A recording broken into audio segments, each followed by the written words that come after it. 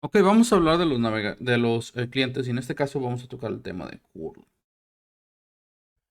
En la lección pasada vimos que nuestro usuario utiliza un navegador, en este caso era Chrome, y este navegador utiliza un ISP para conectarse a un servidor, que en este caso mostramos que era por ejemplo Instagram. Y lo que no contamos es que, por ejemplo, cuando yo hago una petición, que esto se llama request. Cuando yo hago una petición, esa petición está estructurada por múltiples componentes. El tipo de petición, por ejemplo, que yo envío puede ser get, post, put, delete, incluso creo una que se llama patch. Y dependiendo de qué es lo que yo esté intentando realizar, es el tipo de petición que yo voy a enviar. Por ejemplo, en el caso de la consulta de datos, por lo general siempre utilizamos get. Cuando vamos a realizar la creación de un nuevo registro, utilizamos post. Cuando vamos a hacer una actualización de un registro existente, put. Cuando vamos a borrar uno, delete. Y bueno, patch es algo que yo no utilizo, pero forma parte de las convenciones. Eh, entonces, cuando recibimos una respuesta del servidor a partir de nuestra petición, y esta respuesta llega a nosotros, esto dijimos que se llama response. Esta respuesta contiene diferentes componentes que la constituyen. Es decir, que una respuesta como tal ya está constituida de diferentes partes. La primera parte de la respuesta es el status code o el código retornado. Y este puede ir en diferentes bloques. Por ejemplo, la numeración que va del 100 al 199 nos indica un tipo de información. Entonces, cuando recibimos este tipo de respuesta, estamos recibiendo un tipo de información. La numeración que va del 200 al 299 son respuestas satisfactorias. Es decir, que la acción que nosotros mandamos a ejecutar retornó una respuesta satisfactoria. Del 300 al 399 tenemos una redirección. Es decir, por ejemplo, cuando el usuario solicita una URL que ya no existe y nosotros podemos identificar cuál es la nueva, enviamos un código de redirección y enviamos la nueva URL. Del 400 al 499 son errores de petición, que son básicamente, por ejemplo, el error 404 nos indica que hemos solicitado una URL que ya no existe.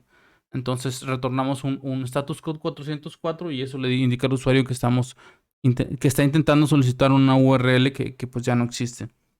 Del 500 al 599 son errores de servidor. O errores de sistema, más bien dicho. System errors. Y esto quiere decir, bueno, pues que tenemos algún problema a la hora de parte de nuestra para ejecutar la solicitud. Puede ser, por ejemplo, que se cayó la base de datos, que tenemos un query mal escrito, que hay un error en la sintaxis, etcétera. Cualquier error que nosotros estemos produciendo. La segunda parte de la solicitud, o bueno, perdón, del response en curl, consiste de la fecha y la hora. Fecha y la hora. Entonces, que nos indique en qué momento la respuesta fue generada. La tercera parte es el tamaño, porque nos dice qué tan grande es la respuesta. El cuarto es el contenido, el content type.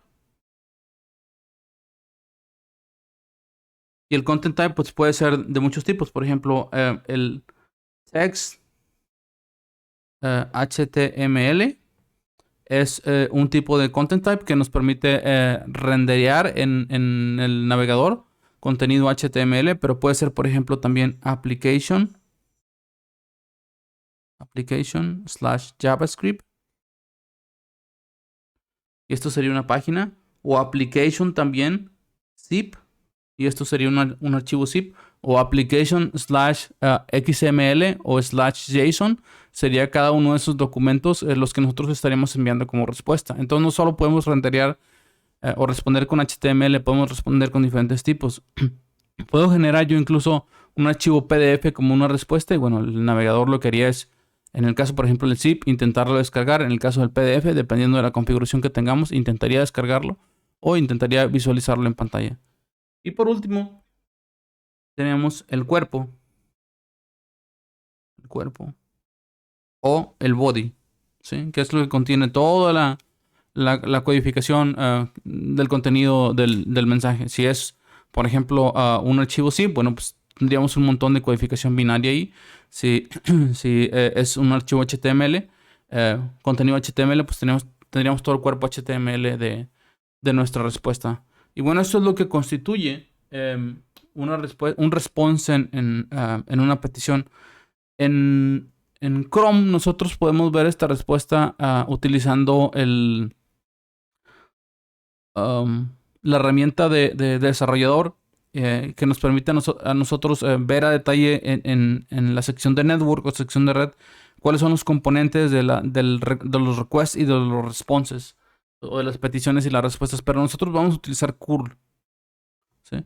Porque queremos aprender a enviar peticiones y analizar respuestas utilizando curl, y porque eso nos va a servir para realizar incluso en el futuro validaciones directamente desde la línea de comandos.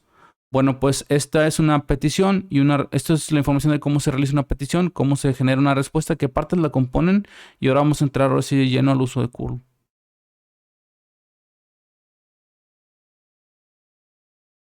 Ok, vamos entonces a crear nuestro servidor web y para repasar vamos a crear uno nuevo. Entonces voy a ir aquí, el ejercicio de curl 0.85 curl, y voy a crear aquí go mode init ejemplo 85. ¿Listo? Bueno, entonces ahora pin punto. Aquí voy a crear el archivo main.go. Y aquí package main, function main. Y vamos a crear una ruta al home. Entonces dijimos que para ejecutar un servidor HTTP listen and serve, y luego especifico el puerto, que sería el puerto 8000, y ningún parámetro adicional. Y aquí ya se va a ejecutar. Yo voy a imprimir un mensaje log.println ejecutando servidor en HTTP localhost y luego el puerto 8000. Perfecto. Y una vez que ya tengo eso, voy a construir mi primera ruta. Entonces HTTP perdón, voy a tomar algo de agua.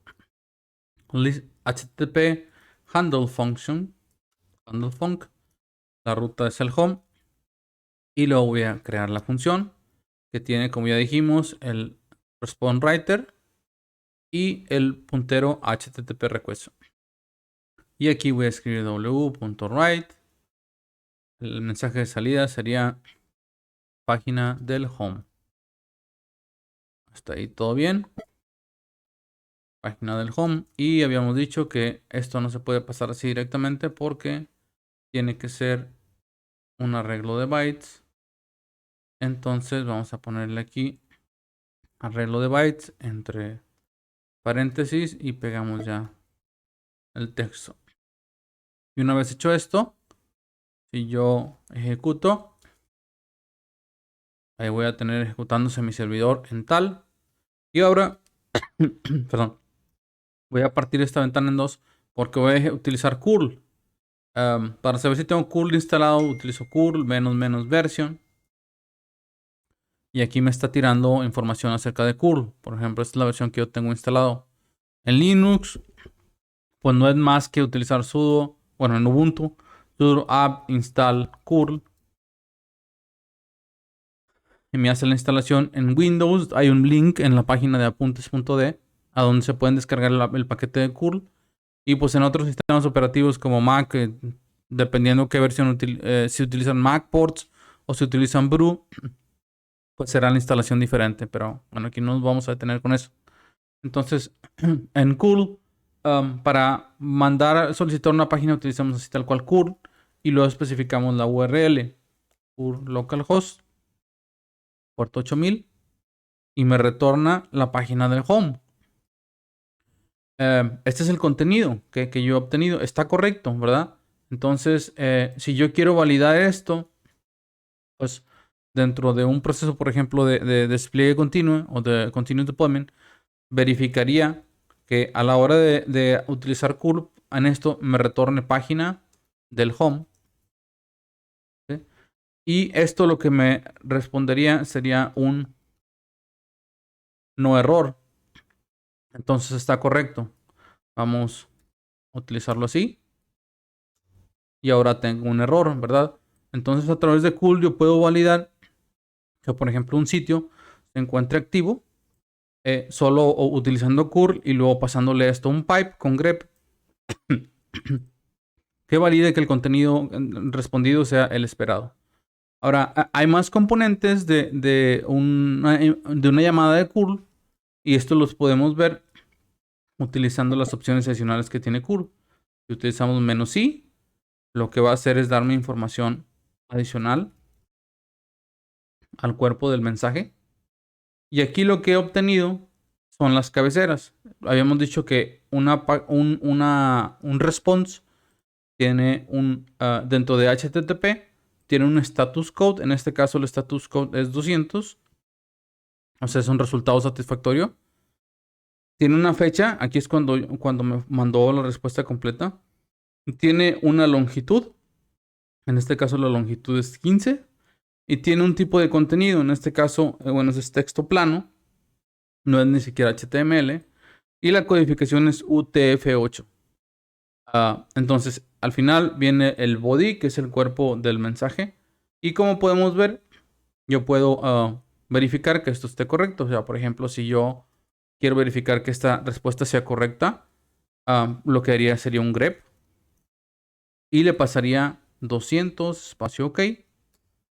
Y aquí ya me regresa un resultado con un standard out igual a 0, que es un resultado correcto. Entonces yo puedo verificar aquí. Y ya verifiqué que anteriormente que la salida contenga el texto que yo espero como página del home. Y ahora estoy verificando que también dentro de las cabeceras me aparezca que el content type, perdón, que el status code sea 200, o sea que sea una salida satisfactoria. Bueno, esto es lo más básico de curl. Es cómo llamar a una página con curl. Por supuesto, curl tiene muchas más opciones y vamos a estar trabajando con diferentes peticiones. En este caso no nos hemos adentrado todavía al uso de content types, de get, de post y de todo ese tipo de peticiones que podemos hacer con curl o de responses que podemos analizar con curl. Pero los vamos a ver en las próximas lecciones. Por ahora es todo. Nos vemos en la siguiente lección.